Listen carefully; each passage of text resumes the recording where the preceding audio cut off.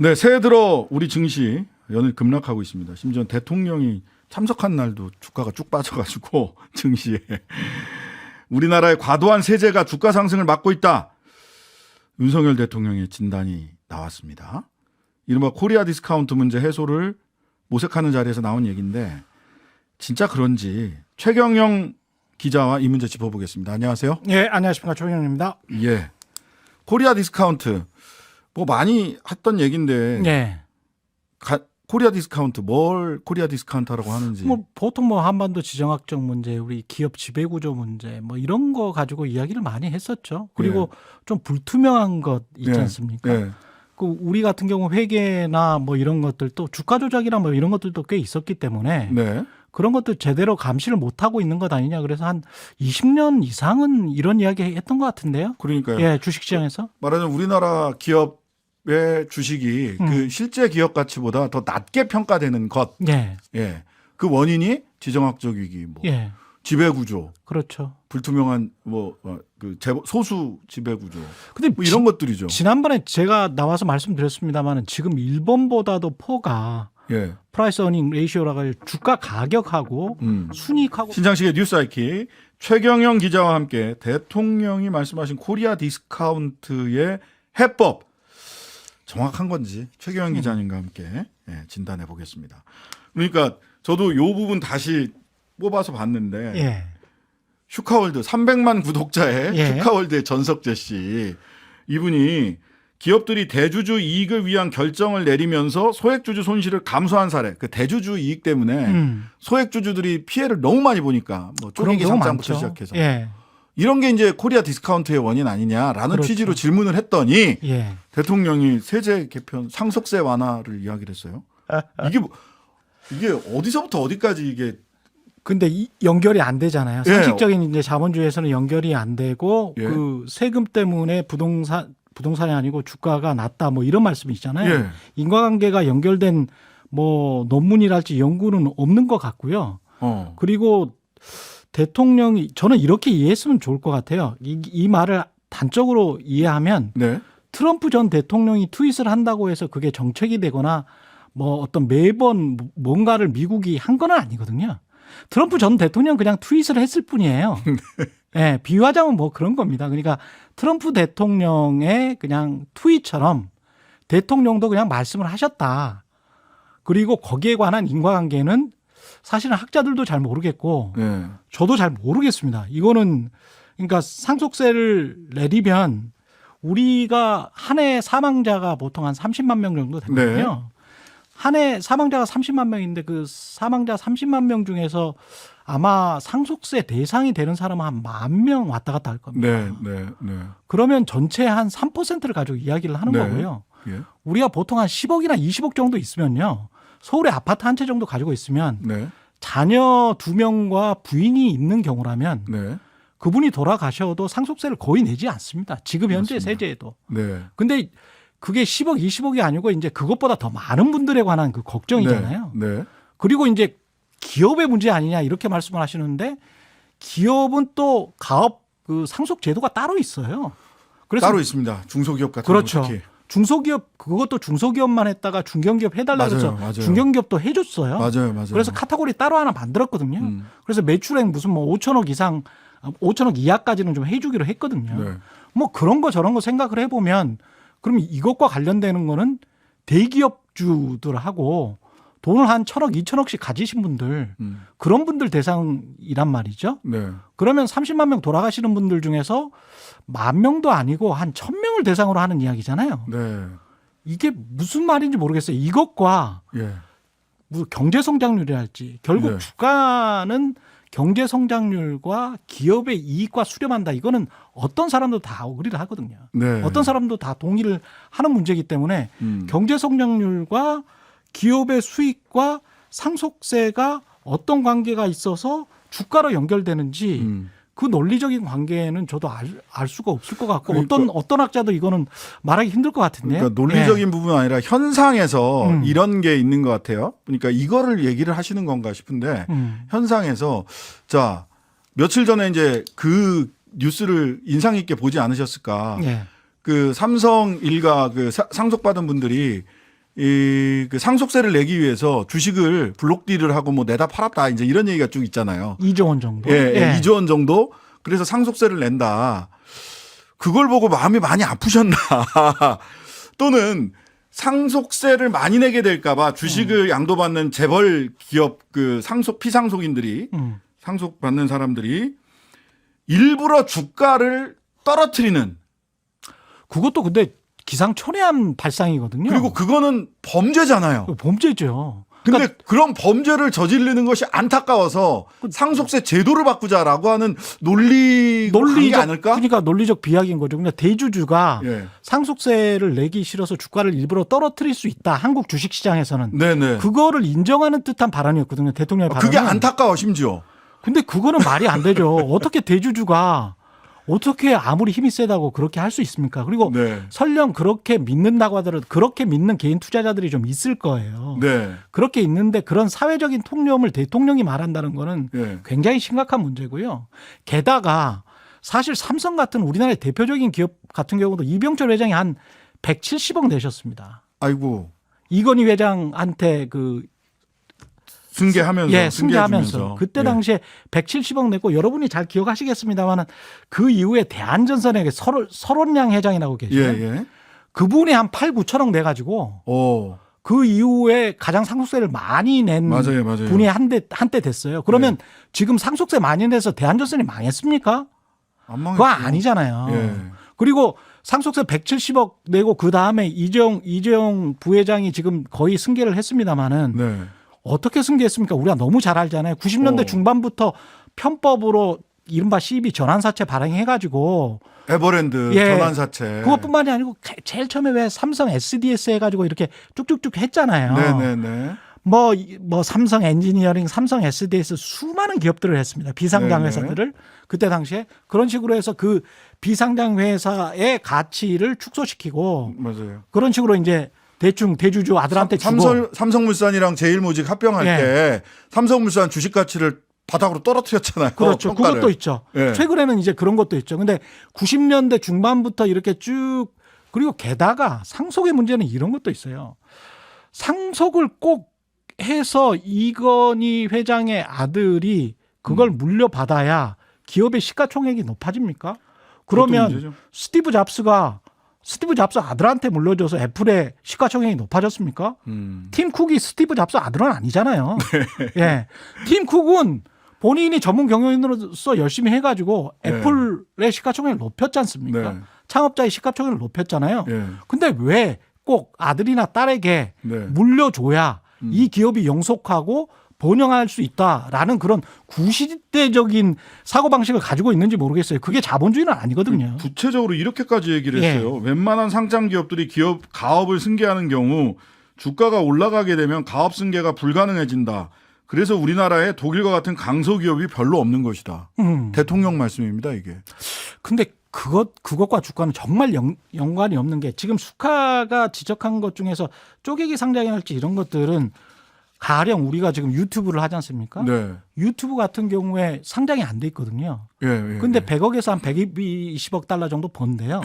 그러면 10몇 조를 버는 기업인데 네. 그런 기업들은 왜 구글이 상장을 안 시킵니까? 구글은 구글 자체로만 있기 때문에 그렇게 굉장히 가치가 높은 거거든요. 그렇죠. 우리는 근데 삼성물산으로부터 해가지고 삼성의 계열사들 다 있잖아요. 네. 그럼 삼성의 가장 큰 기업이라고 할 수 있는 삼성전자 빼고는 사실 사업을 제대로 하는 사람들은 하는 회사는 없잖아요. 그래서 네. 지주회사는 껍데기로 놔두고 그 지주회사 위에 아들, 딸이 승계를 받게 하기 위해서 지주회사의 시가총액은 최대한 낮춰버리고 그렇죠. 그리고 지주회사 그 좋았던 부분들 사업회사에서 좋았던 부분들은 다 쪼개가지고 아들이나 딸 밑으로 다 줘버리고 네. 뭐 그런 식으로 하니까 그리고 이중 상장을 해서 그런 식으로 쪼개기 상장을 하니까 그래서 주가가 전반적으로 낮은 거 아닙니까? 네, 네. 시가총액이 네. 그런 거는 생각을 안 하고 그 상속이나 승계 때문에 상속세 때문에 주가가 낮다라는 거는 기상천외한 발언이죠. 그거는 네. 말이 안 되는 발언입니다. 저는 법률가 입장에서 예. 보면 그렇게 만약 경영진이 주가를 일부러 떨어뜨리면 배임입니다. 그렇죠. 그거는 형사 처벌의 대상이에요. 그렇죠. 근데 안 되겠어. 이거 배임 자꾸 형사처벌 대상이 되면 안 되겠어. 이분들을 봐줘야 돼. 이런 마음이 있는 게 근데 아닌가. 사실 한국 주식시장에 예. 그렇게 오랫동안 주가가 묶여 있는 기업들 꽤 많이 있습니다. 그리고 네.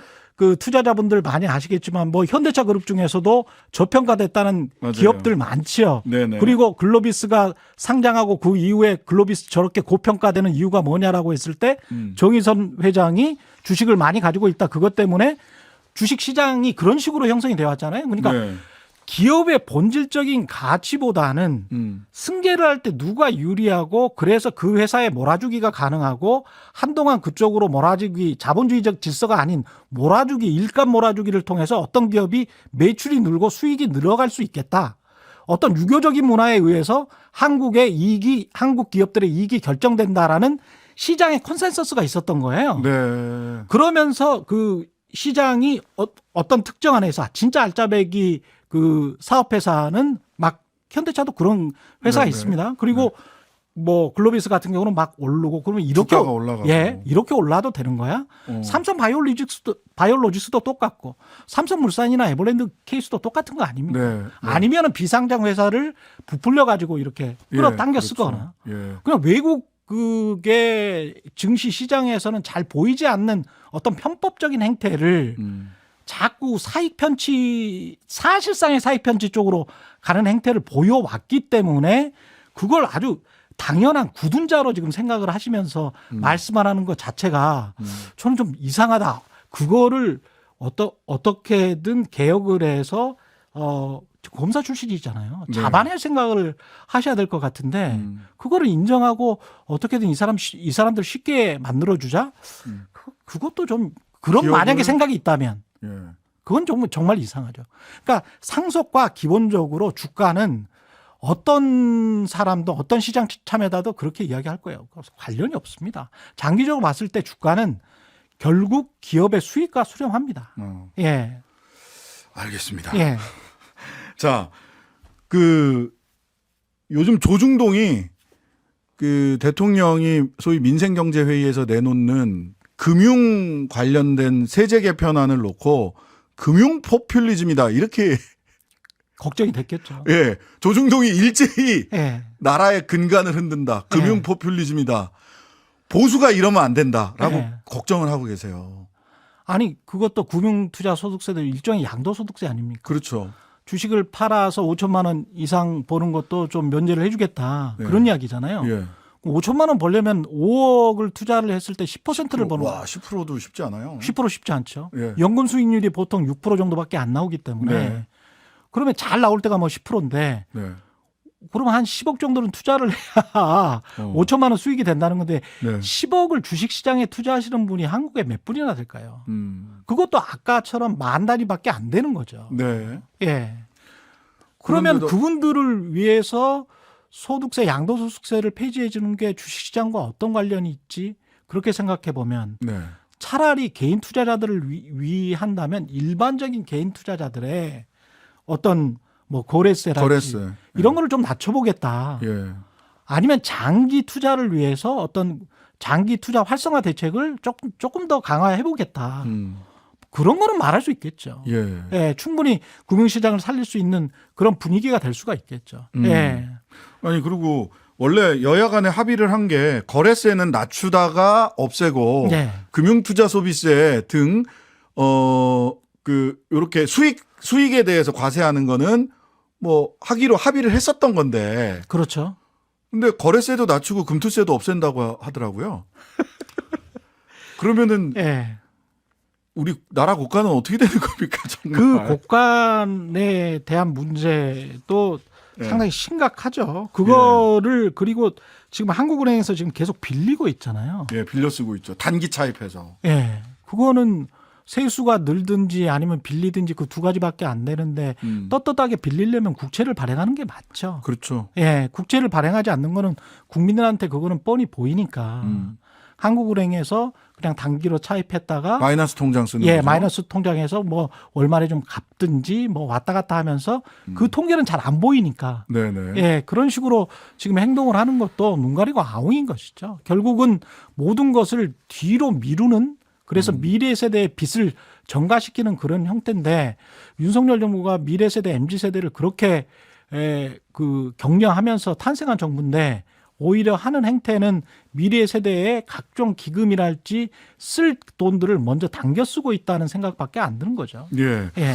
저는 오늘 이 성태윤 정책실장의 브리핑을 보고 깜짝 놀랐는데 대규모 세수 축소 없는 부분 위주로 개선하겠다. 즉 중복과세가 되는 그런 체계를 좀 개선하자는 거다.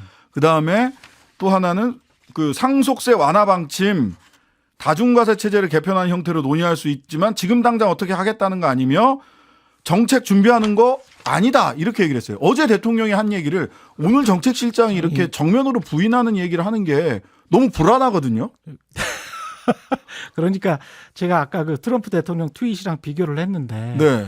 너무 잘 아시겠지만 상속세만 개편할 수 있는 게 아니고 사실은 소득세랄지 전반적으로 다 살펴봐야 되잖아요. 우리가 지금 세수가 가장 큰 게 소득세, 부가세, 법인세 아닙니까? 예. 근데 그중에서 법인세 낮춰줘 버렸잖아요. 예. 그리고 소득세는 우리가 흔한 말로 중부담 중복지에 그래도 좀 복지가 좀 괜찮은 국가로 가려면 소득세를 차곡차곡 조금씩 더 하는 수밖에 없잖아요. 예, 근데 알듯 모를 듯 올리는 거죠. 그렇죠. 그렇게 해서 서구 유럽이랄지 북유럽처럼 소득세가 많으면 예. 그때 북유럽처럼 상속세를 폐지할 수 있다. 그거는 저는 찬성해요. 예, 예. 워낙 당대 많이 냈으니까. 네네. 근데 지금처럼 우리의 소득세 상황에서 바로 상속세만 폐지하겠다. 그거는 밸런스가 전혀 맞지를 않죠. 그러니까 전반적인 어떤 세제 정책을 구상을 하는 게 맞는 거지. 상속세만 툭 하나 던지는 거는 정말 포퓰리즘인데 따져놓고 보면 만 명을 위한 포퓰리즘이잖아요. 포퓰리즘도 아니네. 예. 만퓰리즘입니까? 만퓰리즘이잖아요. 만퓰리즘. 예. 그럼 국민들이 금방 알아듣는단 말이죠. 예. 예. 그러니까 이제 수습을 하러 정책실장님이 오늘 브리핑 수습용 브리핑을 하신 것 같은데 예. 근데 이게 트럼프는 그냥 혼자 트윗이지만 대통령은 지금 민생경제회의라고 해서 업무보고에서 그러니까. 그런 이야기를 하신단 말이에요. 그러니까요. 그러면 정책실과 협의 없이 이야기를 하고 나중에 정책실장이 수습을 하는 건가. 그런 데서 좀 불안감을 느끼는 거예요. 게다가 이런 말들을 어떤 분들한테 들었는지를 잘 모르겠어요. 그러니까 분명히 학자분들은 아닌 것 같고. 학자가 할 말이 아니다. 그렇죠. 그리고 조세연구원이랄지 무슨 어떤 체계적인 뭔가를 연구하신 분들이 아니고 예. 어떤 상업을 하시는 분들이랄지 예, 예. 뭐 그냥 동네에 계시는 분들 있지 않습니까? 윤석열 대통령이 살았던 동네 서초동. 예, 그 주변에 상업을 하시는 분들은 이런 말들을 가끔 하는 거 봤어요. 네, 네, 네. 저도 그 동네에 살았기 때문에. 네. 근데 이게 일반적인 관료들이랄지 학자들이 하는 말은 아닙니다. 이렇게 툭 상속세 우리 폐지하면 뭐 주가 올라. 이거는 정말 좀 아닌 말로 좀 덜 배우신 분들이 그냥 시장에서 하는 이야기거든요. 예. 예, 근데 이거에 대통령의 지금 말씀하신 대로 민생 토론에서 나왔다는 거는 진짜 충격적인 거죠. 네. 예. 어쨌든 정책실장님이 걱정이 돼서 오늘 브리핑을 이렇게 했던데 정책실장님과 민생 정책을 이분 잘리시는 거 아니에요, 또? 아버님 제자 연세대학교 예. 제자라서 모르겠습니다만은 하여튼간에 너무 불안하다. 정책실장의 이야기가 아니라 다른 분의 이야기를 듣고 민생경제 토론회에서 대통령이 말씀을 하신 건 아닌가라는 걱정이 돼서. 그러니까요. 예. 그분이 근데 누군가도 그리고 그분이 계속 대통령한테 어떤 영향력을 미친다면 그건 심각한 문제죠. 네, 예. 오늘은 여기까지 듣겠습니다. 최경환 기자였습니다. 감사합니다. 고맙습니다.